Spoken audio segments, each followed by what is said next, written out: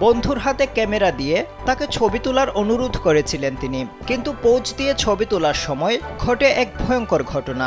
হঠাৎ করে তরুণীর পায়ের কাছে চলে আসে ৮ ফুট লম্বা একটি গোখরু সাপ।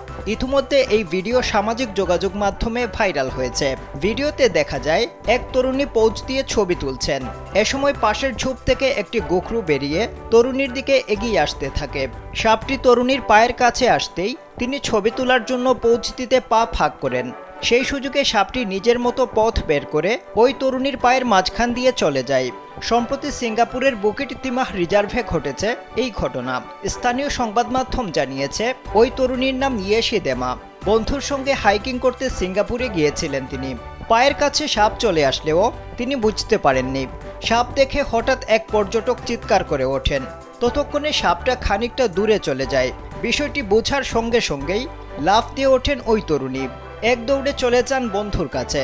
তরুণীকে উদ্দেশ্য করে একজন ইন্টারনেট ব্যবহারকারী বলেছেন, আপনি স্থির হয়ে দাঁড়িয়েছিলেন বলেই প্রাণে বেঁচে গেছেন, না হলে আপনার বড় বিপদ হতে পারত।